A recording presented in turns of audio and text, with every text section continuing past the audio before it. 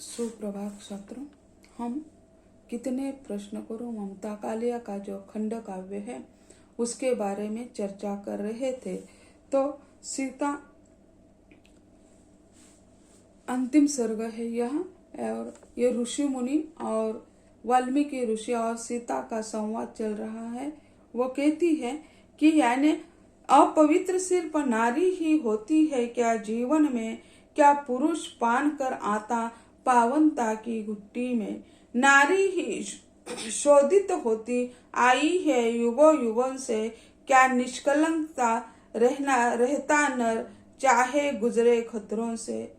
इतने वर्षों संग रहकर भी क्या न आप पहचाने, मेरा चरित्र कैसा है यह मेरा तन ही जाने। तो वो कहती है कि आप इतने वर्षों से हम साथ रहे हैं फिर भी आप यानी पहचान नहीं सके हैं। क्या उनका अपने जनपद पर यह अधिकार नहीं है, वे अपनी प्रज्ञा द्वारा कर दे जो सिद्ध सही है।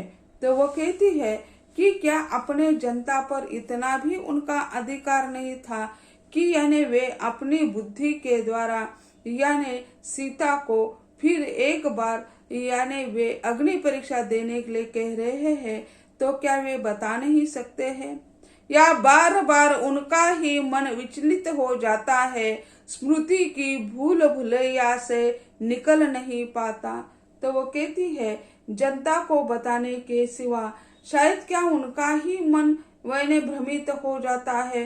बार बार उनके मन में ये प्रश्न क्यों आ जाता है, स्मृति की भूल भुलैया जो है शायद उनको यानी बाहर निकालने नहीं दे रही है। ऐसी वह मानती है कि वो भूल भुलैया वाली रूप यानी उनसे उनके मन से निकल नहीं रहा है।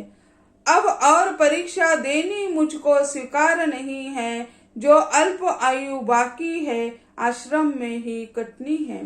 तो वो कहती है कि यानी अब बार बार अग्नि परीक्षा देने की मुझे कोई आवश्यकता नहीं है, मुझे यह स्वीकार नहीं है जब यानी अल्प आयु मेरी बची हुई है और वह आयु मैं आश्रम में ही बता दूंगी। क्योंकि शादी के पहले माता पिता के यहाँ राजमहल में रही, विवाह करके जब अयोध्या आई तब 14 साल वनवास हो गया। इसके बाद कई महीने वो महल में रही, फिर उसे निर्वासित होना पड़ा, निष्कासित कर दिया, निकाल दिया राज्य से। फिर जिंदगी वो कहती है अब जीवन कितना बचा हुआ है, अल्प आयु बची हुई है और वह मैं यानी आश्रम में बिता दूंगी। तो ऐसे वो स्वयं को समझाती है। अपने सबसे स्वर्णिम दिन मैंने अरण्य में काटे, यौवन के समारंभ से जाने काटे ही काटे। तो वो कहती है अपने जीवन के स्वर्णिम दिन जो थे, यौवन के दिन थे, वो मैंने तो अरण्य में काट दिए। अब जीवन में सारे काटे ही काटे भरे हुए हैं। अब वृद्धावस्था में फिर अयोध्या या महल में जाकर रहने का क्या फायदा है। तो यानी जब सभी के साथ रहना, आनंद मनाना, ये तो मेरे जीवन में नहीं रहा, तो अब मुझे उसकी कोई आवश्यकता नहीं है। सब स्वर्णिम दिन थे, अच्छे दिन थे। 3 बहनें उनकी महल में रहती है और वह अकेली वन में रहती है। इसी कारण वह कहती है कि जीवन के स्वर्णिम दिन मैंने तो अरण्य में काटे हैं, यौवन के दिन में सारे काटे ही काटे हैं। ये मेरे 2 बेटे, दोनों मेरी लाठी है, अब नहीं चाहती वैभव, जो मिला वही काफी है। तो वो कहती है मेरे ये 2 बेटे हैं, ये तो मेरे संबल है, मेरी लाठी है, मेरे अंतिम दिनों के सहारा है, ये दोनों मेरे लाठी है। अब न चाहती वैभव, अब मैं वैभव नहीं चाहती हूँ, क्योंकि वैभव में कैसा छल है, कैसा कपट है, यह तो उन्होंने देखा था। इसी कारण वो कहती है कि अब मुझे आश्रम छोड़कर कहीं बाहर जाने की आवश्यकता नहीं है। मेरे 2 बेटे मेरे सहारा है, अब मुझे यानी वैभव की आवश्यकता नहीं है। जो मिला है वह काफी है, जो मिला वही काफी है। वह कहती है चाहे सुख हो दुख हो जीवन में वह तो मिल ही जाएगा।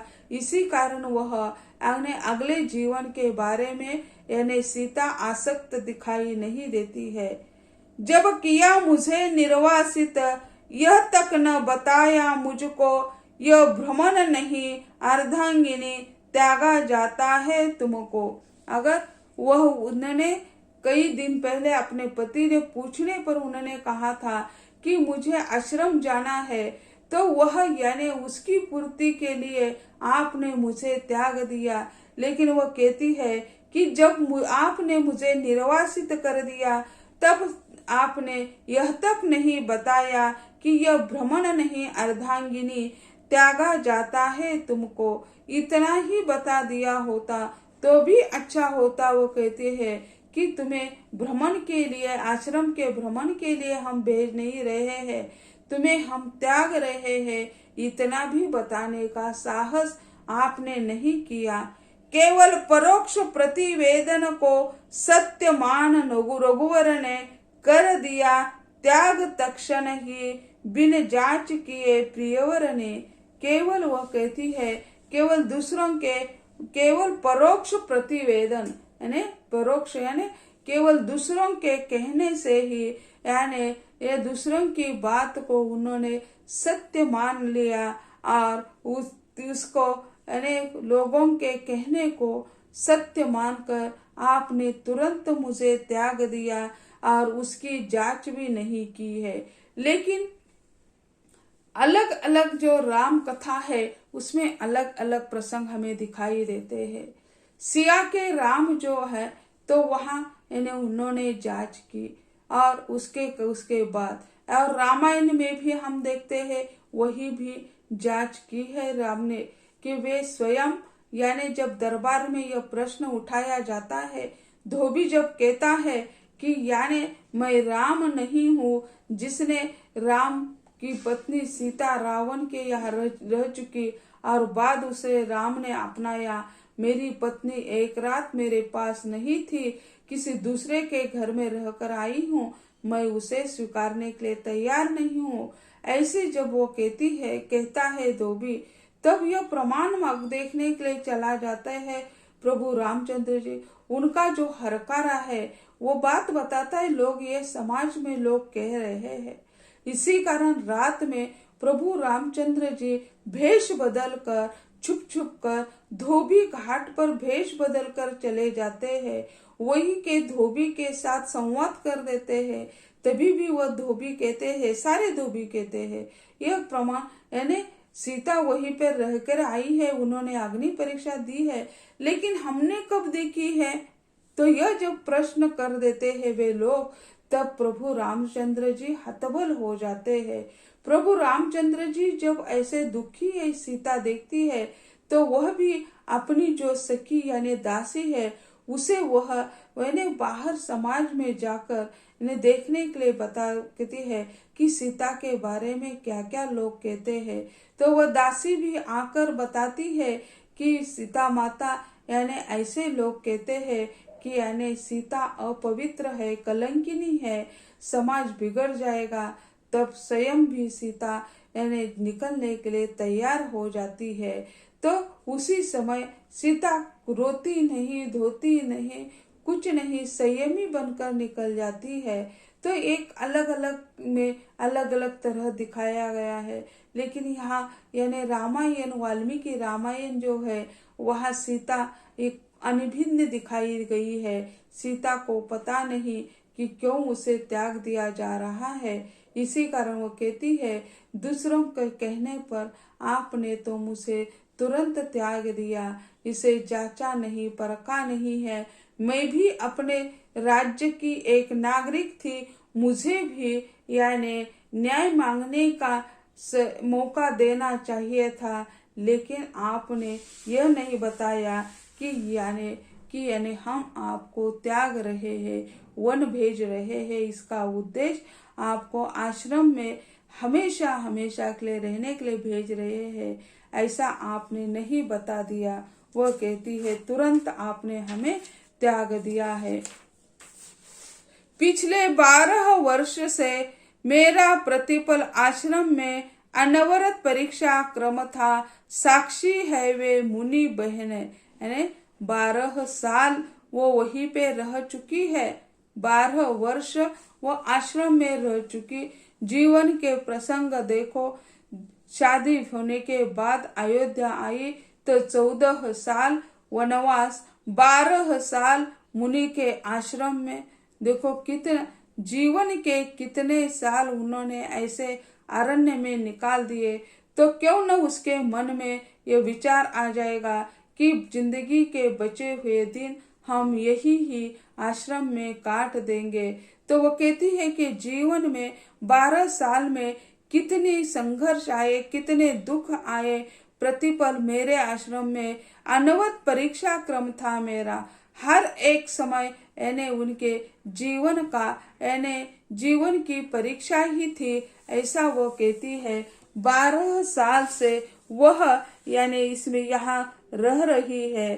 तो यह महत्वपूर्ण माना जाता है कि सीता मुनि के आश्रम में 12 साल रह रही है। और वो कहती है इसके साक्षी यानी मुनि हैं, वह आश्रम की बहनें हैं। उस यज्ञ भूमि में जाकर मैं और परीक्षा दूंगी, तब भी क्या मिल पाएगा जिस पर गौरव कर लूंगी। यह उस यज्ञ भूमि में जाकर मैं और परीक्षा दूंगी, तब भी क्या मिल जाएगा जिस पर गौरव कर लूंगी। तो वह कहती है नैमिषारण्य में यज्ञ चल रहा है, तो इस यज्ञ भूमि में जाकर मैं क्या करूं, कौन सी परीक्षा दे दूं, और वह परीक्षा देने के बाद कौन सा गौरव मुझे मिल जाएगा। मुझे तो ये 2 बच्चे हैं, आश्रम है, वही ही काफी है, ऐसा वो कह देती है। संतप्त हो गए मुनिवर प्रतिक्रिया जान कर मेरी, बोले उदास वाणी में कर इच्छा हो जो तेरी। यानी वो कहती है कि मुनिवर के सामने कि यानी उस यज्ञ भूमि में जाकर मैं क्या कर लूं, कौन सी परीक्षा पास कर लूं, और वो परीक्षा पास करने के बाद कौन सा फल मुझे मिलने वाला है और उसकी क्या आवश्यकता मुझे है। तो ऐसे जब सीता कहती है तब मुनिवर जी संतप्त हो जाते हैं, वो दुखी हो जाते हैं। जब वो कहती है मेरी प्रतिक्रिया जानकर वे दुखी हो जाते हैं और उदास वाणी में कहते हैं कर इच्छा हो जो तेरी। और क्या कहते हैं, तेरी जो इच्छा होगी वही कर लो, ऐसे कह देते हैं। पत्नी की गति है पति में, पति से ही गौरव उसका, जो अवसर मुझे मिला है वो भाग्योदय बिरलों का। तो वो कहती है कि कैसी स्थिति होती है हर एक स्त्री की। पत्नी की गति है पति में, यानी पत्नी का जो आधार है वो पति है, तो उसके साथ ही रहना, उसमें उनका जीवन है, वो मानती है। पति से ही गौरव उनका, जो पति से ही उनका गौरव। जो यशोधरा यानी को छोड़कर गौतम बुद्ध चले जाते हैं, तब वह अपनी सखी से कहती है मैं तो क्षात्रानी हूँ। तो जब पति युद्ध पर चला जाता है तब उसे गौरव से भेज दिया जाता है। तो आज भी वे ऐसे ही युद्ध पर जा रहे ऐसे मानकर मैं उन्हें गौरव से विदा करती हूँ, लेकिन मैं क्षात्रानी हूँ। यह मुझे आज दुख हो रहा है कि वे मुझे छुपकर बिना बताए निकल गए, इसका मुझे दुख है। वो भाग गए। वे अगर खुशी से निकल जाते, सभी को बताकर निकल जाते तो कोई नहीं होता, लेकिन वे छुपे छुपे संध्या के समय निकल गए। ये बात नहीं है। वो मानिनी यानी यशोधरा है। वह जब सिद्धि प्राप्त करके जब गौतम बुद्ध वापस आ जाते हैं, सभी लोग उसे मिलने के लिए चले जाते हैं। उनके ससुर जी भी चले जाते हैं यशोधरा के, लेकिन यशोधरा नहीं जाती है। उनके ससुर जी उन्हें समझाते हैं कि सिद्धार्थ आया है, उसे मिलने चले जाओ। तो वो कहती है मैंने कब उसे घर से निकाला था, वे स्वयं चले गए हैं। वे जब वापस आ जाएंगे तो उनका स्वागत जरूर कर देंगे, लेकिन उन्हें मनाने के लिए कुटिया में हम नहीं जाएंगे। जब वो वापस भिक्षा मांगने के लिए राज दरबार आ जाते हैं, तब यशोधरा उनका जो पुत्र है उस पुत्र को भिक्षा के रूप में देती है और वो कहती है, जब तुम नहीं थे तब तक मैंने उसका पालन पोषण करके बड़ा कर दिया है। अब आगे का काम आपका है या आपके झोली में हम आप उसे डाल रहे हैं, ऐसा वो कह देती है। तो यहाँ भी सीता का माननीय रूप दिखाई देता है। तो वो कहती है कि यानी पति में ही पत्नी का यानी गर्व है, तो उसकी गति में उसकी गति सम्मिलित हो जाती है। जो मुझे अवसर मिला है वो भाग्य तो बिरलों को न मिले। हमारे जीवन में जो घटित हो गया है वो हमारा जीवन ही हो, ऐसा वो कह देती है। तो छात्रों, आज यही रुकते हैं। अगले लेक्चर में अगले विभाग के बारे में हम चर्चा करेंगे। धन्यवाद।